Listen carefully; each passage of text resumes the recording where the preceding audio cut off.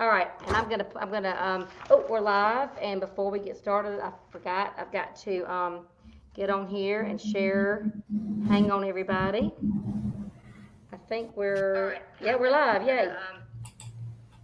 But I make sure.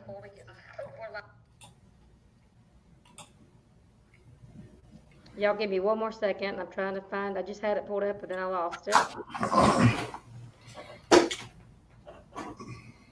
Come on. All right, here we go. All right, done. All right, so hello, everybody. It's Thursday, May 21st. I didn't know what the date was.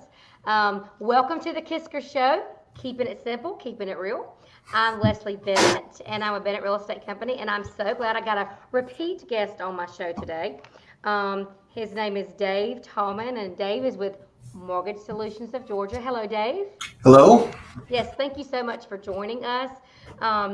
Dave, I'm going to let you introduce yourself a little bit again because you've been on the show before, but I want everybody that's listening to know your credentials, know your experience. Tell us how long you've been in the business. Well, I'm the co-owner of Mortgage Solutions of Georgia. We're a full-service mortgage lender. My partner Christian and I started, I think we're getting close on about 20 years of experience now in the business. So Chris and I work as a team, and yeah, so we started together, and hopefully we'll finish together as well. Been together a long time. Yeah, and we use these guys a lot. They especially are, I mean, they're good with all buyers.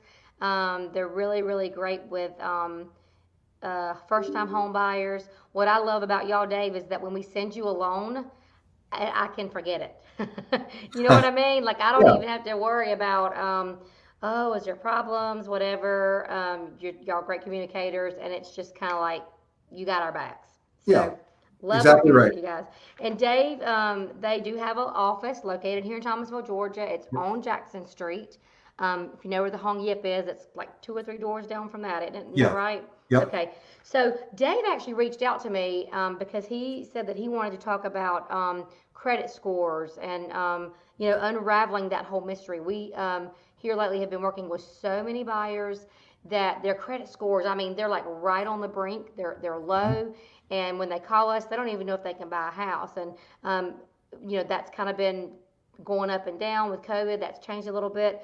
But Dave's going to give us a little more insight onto that whole credit score mystery. So if you're watching, you know somebody that is wanting to raise their credit score, wanting to buy a house, this video interviews for them. So make sure you tag them in it, share this with them, and share this with your friends right now so we can get as many people on as possible. So we're going to dive right in, Dave. Okay. And so what are your thoughts on credit repair companies?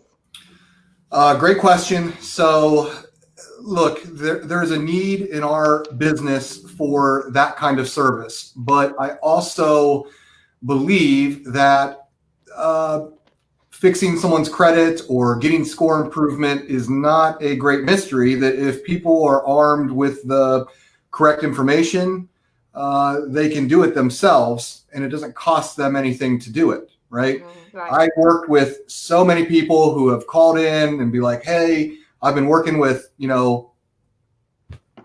I don't want to drop any names, but Right. such and such company, and they've been charging me $125 a month for a year now, and they said I'm ready to go, and then we pull the credit, and it's not good. And so we look through the credit report, and basically what these companies do is they go through your report and they dispute every piece of credit that you have. The Right. goal with the dispute is that the creditor then has 30 days to respond and validate the debt. If they don't respond, then it just gets removed from the credit report. So sometimes this can be a successful short-term strategy, but oftentimes what I see is even if they are successful in initially removing the bad debt, it reappears a couple months later. And so again, I've never once in 20 years had someone call me and say, I've been working with such and such company to fix my credit, and we run their credit and they're good to go. I mean, it Right. doesn't seem to happen. Mhm. So there is a small percentage of applicants who probably do need this service. Maybe they've got a lot of misinformation on their credit report that does need to get cleaned up. those would be the kinds of applicants where that service might be beneficial. But for 90% of the normal, everyday American consumers, I just don't see the need to do it. You can easily do all of these things yourself without it costing you a monthly fee. Right, right. Awesome. So, with that, what are some important things for a home buyer to do a few months in advance of applying for a mortgage loan? Because let me tell you this, I can't tell you how many people call me, and it's okay. I mean, I don't want to discourage anybody from ever calling me about buying a home, but so many people call me, and they've seen a house on Zillow, right? Mm-hmm. And they want to go look at it today. Yep. But then when I ask them a few questions, I try to engage them in conversation and ask them, have you spoken with a bank on how you're going to pay for this house? I would say 9 times out of 10, these people say, no, I haven't talked to a bank. Mm-hmm. And so, as you and I know, that's really getting the cart before the horse. That can bring so much disappointment. It can bring anxiety. And especially, y'all, in a market right now, houses right now in our market are flying off the market. I mean, we're seeing multiple offers, which we don't always see. So this question you need to listen up for. So tell us, Dave, what are these important things to do a few months in advance? All right. For applying for a mortgage loan? Well, the number one thing that you can do is pull your free annual credit report. You may or may not get scores with that, but everybody can go to freeannualcreditreport.com and get a free copy of their credit report, which will list everything on their credit report. So from there, you can kind of start scrubbing your credit and figuring out if there are any inaccuracies or if there's any collections that we might need to address or anything like that. But the number one thing that people can do a couple months in advance of actually applying for a mortgage is reducing any and all credit card balances. Credit cards, revolving credit cards, is the number one thing that we look at when somebody applies for a mortgage and their score is a little bit low.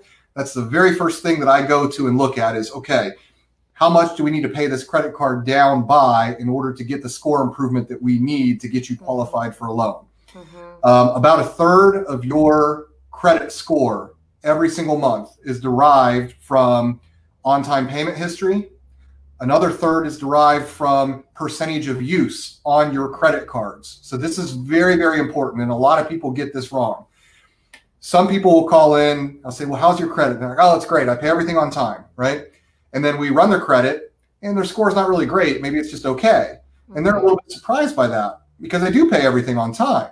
Right. The problem is they're missing half of the equation, right? You got the on-time payment thing down square, but your problem is you're running your credit card balances, they're maxed out every single month, and you're making minimum payments on those cards, okay? So it has a canceling out effect. So you pay the card on time, your score goes up, but because you're maxed out on your card, your score comes back down. So you can't get any traction in getting score improvement. It's kind of like a wash. So here's the number one tip, okay? And this is critically important, and this is for everyone, okay? On a revolving credit card, the magic number for percentage of use is 30% or less, okay? So what that means is if you have a credit card and your high credit limit is $300, okay? The maximum that you should have on that card during any day of the billing cycle is 30% of $300 or $90, okay? Now, here's why that's important, okay? You can never exceed that 30% mark. And here's why. Because you don't know when Capital One or Visa or MasterCard, you don't know what day of the month that they're going to report back to the credit bureaus, okay? Mm-hmm. They could report your balance to the credit bureaus on the 1st, on the 7th, the 17th, the 29th. You get the picture here. You don't know when they're going to report. And because you don't know when they're going to report, you just simply can't run the risk of having a credit card balance exceeding that 30% mark during any course of the month, okay?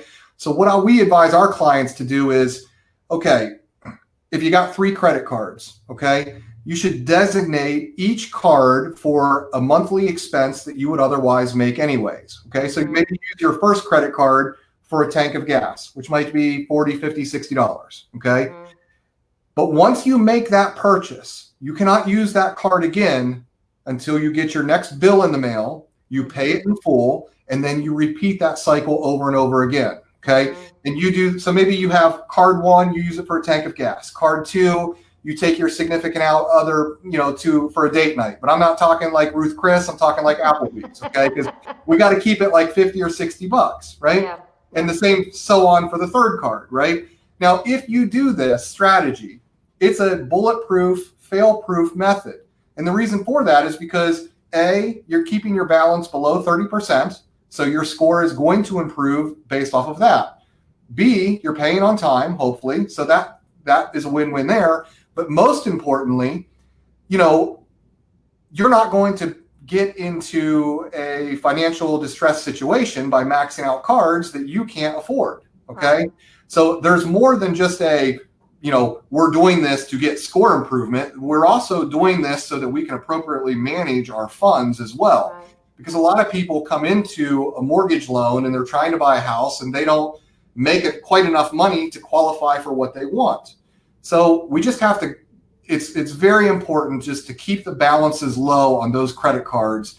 And if you can drop those balances a couple months in advance of applying for a mortgage loan, you could see an additional 20 to 50 or 60 points in credit score.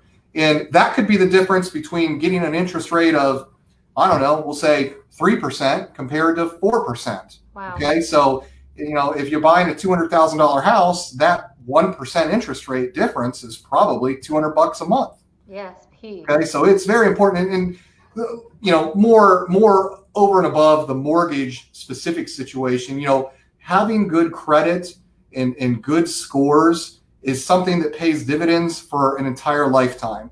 Good credit impacts your insurance rates, credit card rates, auto loan rates, mortgage rates, everything. So we even have some employers will now check someone's credit before making a hire. So having good credit is not something just for your everyday mortgage applicant. This is good information for everyone across the board. Right. That's pretty awesome. I have somebody that's been working on their credit. She told me the other day that she wasn't thinking and she bought an $800 pocketbook. Yeah. Well, we try to, even the financial advisors that you've had on the show previously, I'm sure would agree with this, but we try not to use revolving credit cards as a means to finance a lifestyle which you can't otherwise afford, right? Right. If you take the mindset of we're going to use these credit cards in order to build credit, and you get your mind wrapped around that and you just look at it in a different light, then you have a much easier time managing these cards because you know what the end goal is. Right. And the end goal is to get higher and better scores so I can get better rates on mortgages and car loans and credit cards, et cetera, et cetera. That's the financial position that everyone should try to strive for. And just a note, and I probably should have mentioned this at the beginning of this conversation. So, I am, how old am I? I'm 41 years old, okay? When I went to college 20 years ago, there were credit card reps right on campus, and they would sign you up for a credit card. And I'm thinking, oh, this is great. I had no financial, I didn't know what we're doing there, right? I'm thinking, oh, this is free money. I'll just, here's a case of beer. I'll pay for that later, right? So then you come out of college and you get your first job and you're not making a lot of money, and then the debt just kind of compiles. And I know I'm not the only one that's been in that position. So what I can tell you is that, I have had personally, and I'm not ashamed to admit this, my credit has been awful, atrocious in the past. That was 20 years ago, okay? But through trial and error, I've actually done these same exact steps myself. And so I know for a fact that what I'm telling you is true and will work because I've lived it, I've done it, and I've experienced it. Yeah. Now, fast forward 20 years, okay, well, here I am 41. I've got amazing credit scores and I can buy pretty much whatever I want when I want, but it hasn't been easy to get to that point. I mean, there was, when you come into a situation and you have very poor scores, you need to understand that this is a process that's going to take time. You can literally ruin your credit overnight, okay? But it will take in some cases, a year and a half to improve on that. Okay. Especially if you're like really in the hole. Okay.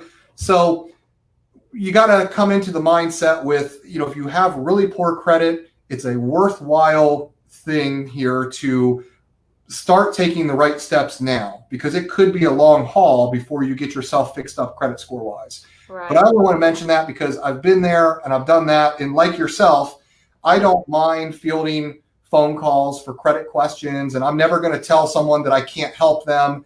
And as you know, from sending clients to us, we don't ever tell them, hey, I can't help you, right? I mean, we always say, we can help you.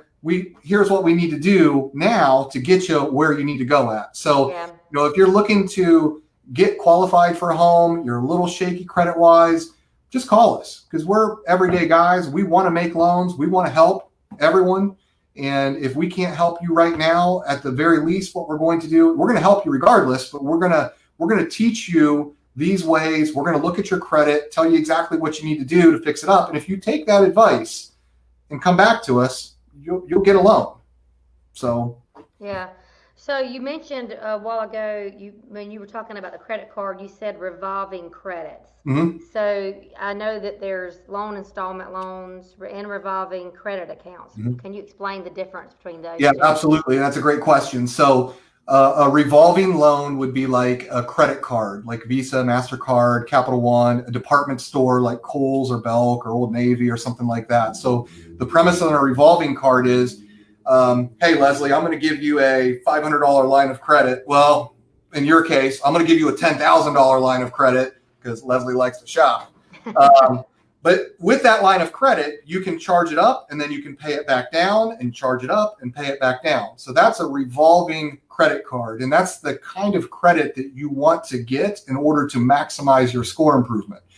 An installment loan would be like an auto loan where I say, hey, Leslie, I'm going to loan you $10,000 and you're going to pay me $500 a month until that loan's paid off. But you can't charge it back up and pay it down and charge it up like a revolving account. Right. So an installment loan is more or less a fixed payment plan where I'm going to loan you money. You're going to pay me back in equal monthly installments until that debt is paid off.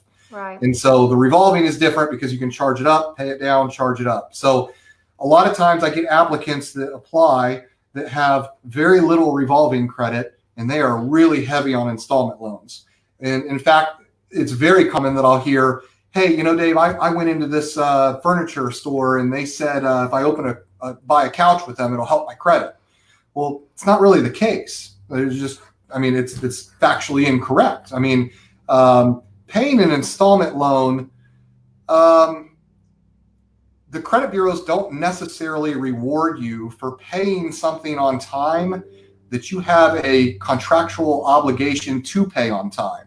Huh. In other words, it's like, if you're supposed to pay me $100 a month, just pay me $100 a month, but I'm not going to give you a special reward for paying on time because you're supposed to pay on time, right? Right. That's different than a revolving credit card. The credit bureaus specifically look at your revolving credit, and they look at on-time payment, and then they look at your percentage of use, okay? And that's what we kicked off this seminar with, is the percentage of use factor. That's got to be lower than that 30% mark at all times. So basically then it would, if you're going to buy furniture, then it might be better to put it on a credit card, provided it doesn't go over 30% of the credit limit on that card. Correct. Would that be correct? Yeah, that can be correct. And applicants can have a little bit of installment loans, but most people will apply, they've got a car loan. Well, guess what? That's an installment loan already. So you don't want to be real heavy on installment loans, because the other portion of installment loans, generally those are going to have higher monthly payments. So that's going to run your debt ratio up and make it more difficult for you to qualify for a home loan. Here's another useful tip here. Anything that has the word finance in it is generally something that you don't want. Okay. So in South Georgia, you have several finance companies that offer short-term loans. I see them all the time. And I don't want to call out any by name, but in general terms, if it says finance in it, that would be a place that you want to try to avoid, because those are places there where people go to get credit who can't otherwise get normal credit, like credit cards. Okay. Mm-hmm. So these are the companies that well, we'll loan you money, but we're going to charge you really high interest rates, right? And so maybe I might loan you $2,000, but by the time you pay this loan off, you might pay me $4,000, right? Because the rest of it's interest.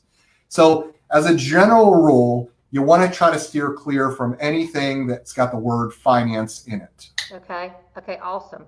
So let's talk about some quick and easy things that a buyer can do to improve their score.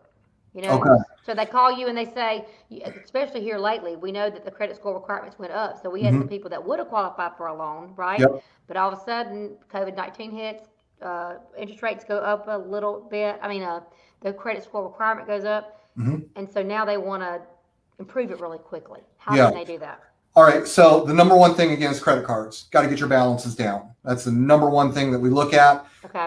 The other thing that we also can sometimes have a little bit of success with, this is a relatively new program that I think Experian is putting out, where you can have your utility accounts report onto your credit. Now, this can be a double-edged sword here, because if you pay your utilities on time, it can help, but if you don't, then it's going to hurt you, right? But I have seen, that's a relatively new program that I think Experian has it right now, but it's only an Experian product. So everyone who utilizes credit will have 3 credit scores: Equifax, TransUnion, and Experian. But I have seen some cases where some people have applied and they're self-reporting their utilities, and that Experian score is higher. But the number one thing that you can do is get a handle on those credit card balances. That by far is what you want to try to do. Okay. We also have had some success with, if people have smaller installment loans, like for $1,000 or $750 or $1,500. Sometimes if those accounts can get paid off, then you can get a little bit of score improvement from that as well.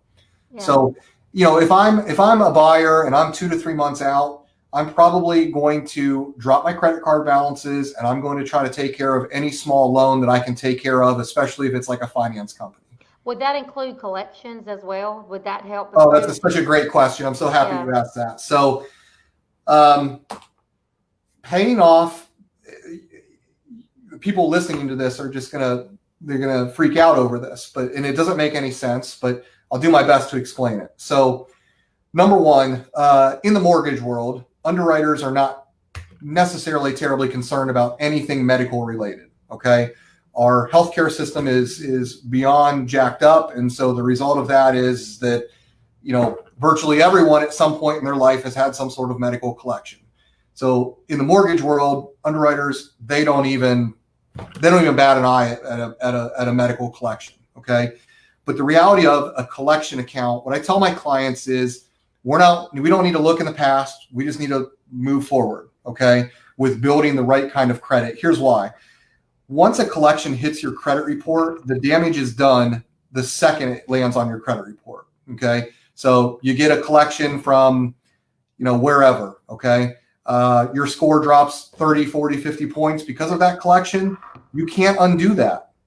The only thing that can make that better is the more time that passes from the derogatory event. Okay. So let's say I've got a collection and it's 3 or 4 years old. Well, that is not having hardly any bearing on your credit score today because it's so old.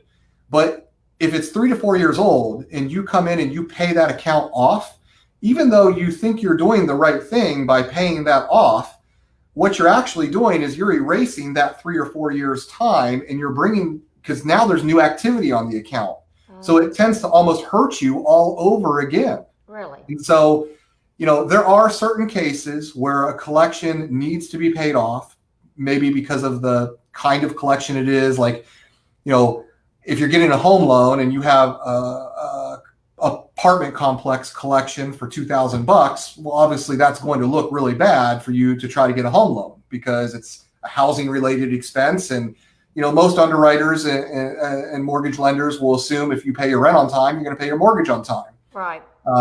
So there are certain instances where we will recommend that certain collections be paid off, but for the vast majority of them, we say what's done is done. No need to pay it off. Let's just, let it roll. We'll focus on the future and not dwell on the past. Yeah, got it. Well, that's great. See, that was something I definitely didn't know. Yeah. So before we wind up, we talked about ways to improve your credit, and you actually mentioned annual, I think it was annualcreditreport.com. Hmm. But a lot of my clients, when I ask them, when we start to have the credit conversation, they say, "Oh, well, I've checked my Credit Karma, and Hmm. it is blank, or it is Yeah. this." So, what are your Hmm. thoughts about using Credit Karma? I probably get that call 20 or 30 times a week. Here's what I'll tell you. And I tell my clients the same thing. Never rely on Credit Karma to generate your score. It's not going to be accurate. Sometimes it's as much as 100 points off. Okay. Wow. Here's the deal. The credit bureaus and how they figure out an applicant's credit score is a closely held secret. It's kind of like the Coke recipe. Like no one knows what that is. Okay. The credit bureaus will never release that formula because then everyone would have access to it. And this is how they make money, or is by giving and assigning people's credit scores. Okay. So what companies like Credit Karma try to do is they try to figure out what that formula is, but they don't have it just right. And most cases, they're not even anywhere close to it. Okay. So here's what Credit Karma is good and useful for. Okay. If you have a Credit Karma account, don't even look at your score. It's not even accurate. Okay. But if you're doing the right thing, your Credit Karma score will go up. If you're not doing the right thing, your Credit Karma score will go down. So it is relatively useful for you just to know if you're doing the right thing. Okay. Right. Now, there are also other ways to know exactly what your score is. Like I have a Discover credit card. So when I get my statement in the mail every month, it tells me what my score is. And I've checked it before because I've pulled my credit right behind it. And yep, it's spot on. Okay. So some credit card companies will actually send you what your score is on a monthly basis as well. And that is going to be significantly more accurate than what Credit Karma would be. Do not rely on your Credit Karma score. Right. And so, but if you don't know, and you can always, that's the first thing you guys do, right? When somebody applies for a loan, is you pull their credit, right? Yep. In most cases, yeah. Yeah. And we're like way over time, but I want to ask you this one question, because this is the question that I get the most, is when they call me and I say, "Hey, I'm going to refer you to some lenders," and I give them my list of Mhm. preferred lenders or whatever, and they say, "Yeah, but if I call them, and are they going to check my score? And if they check it, is it going to make my score go down?" Mhm. So what is your answer to that? Well, look, first and foremost, for the everyday consumer, you got to understand that not all mortgage banks are the same. Okay. So they're all going to have different credit score requirements. They're going to all have different flexibilities in different loan programs and things that they will and things that they won't do. So as an everyday consumer seeking a mortgage, you need to do your due diligence and your research, and you need to ask the appropriate questions. So, for example, lender A, what is your minimum required credit score? What loan programs do you offer?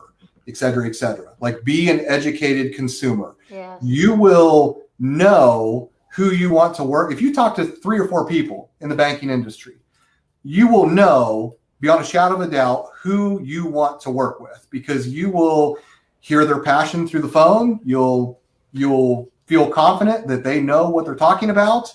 And you'll just know. It's kind of like when you walk into the house that you want to purchase, like, the second you walk in the front door, right?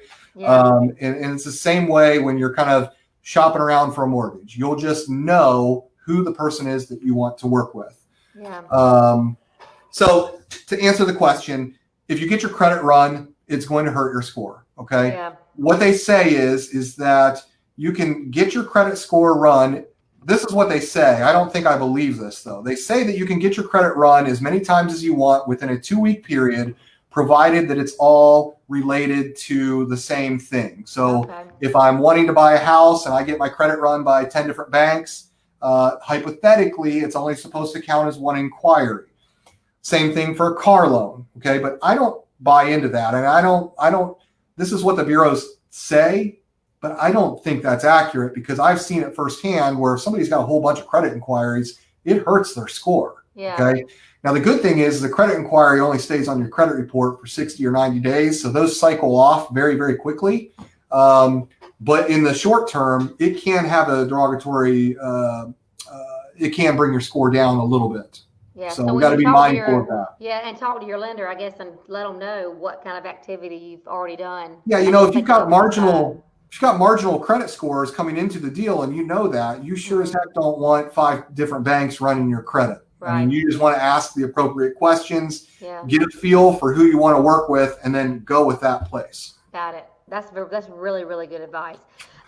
Well, I love this. This is I'm definitely passionate about this. I've got one more helpful tidbit here for the audience, and when you post this, Leslie, I'm gonna attach some links to the Facebook post. It'll also be Okay. helpful. So Okay. the first thing is I shot a video about 2-3 years ago all about credit scoring. It's about 30 minutes long. It's on our website, but I'm going to post that link so everyone can. Now, I was probably 30 or 40 pounds heavier then, and I don't have a beard, so I got my baby face working. So, but it is me, all right. So I'm going to post that. But the other website that I want to post up there, it's a website that I've used personally in the past. It's called nerdwallet.com. I stumbled across this website, and I think I saw a commercial on TV one day, but nerdwallet.com is a great resource for people who are looking to get credit. Okay, so some people apply and they're like, I got terrible scores, I'm not going to be able to get approved for nothing.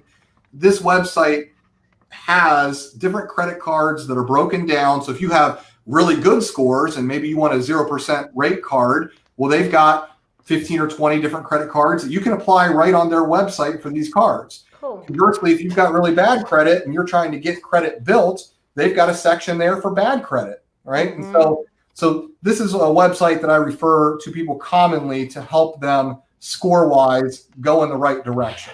Right. Awesome. That's good. That's good information. If you'll send me those, Dave, I will put them in this post. So that way they'll have it right up there in the post along with your contact information. And yeah, so if you guys are watching and you've got any questions that we didn't answer, or maybe they're questions just to expound on whatever we talked about, put them in the comments and we'll get Dave to answer them. Yeah. And also you can contact him directly. So Yeah. this is a guy that I commonly work with. So if you're not qualified and you want to get qualified, he's definitely on my preferred lender list. He does a great job. Love that. You know, I try not to bother him on a Saturday or Sunday, but if I'm freaking out about something, I do, and he always answers me. But I try not to, Dave. I promise I try not to. Text message is perfectly okay. So, well, anyway, this is awesome. Thank you so much. I'm sure we're going to have you on again. Sure. Again, if you see anything, if you guys have any questions, y'all ask us. Share this video. I know you know somebody who wants to get a loan, who wants to buy a house. Maybe they have bad credit. I know every single one of us knows somebody that we can tag them in this post or share this with everybody. So thanks again, Dave, for being with us. You're welcome. As always, it's awesome to be with you. And everybody, you have a great day, great rest of your week, and we'll see you next time on the KISKIR Show. Thanks, guys. Thanks for See ya. watching. All right, bye-bye. Bye-bye.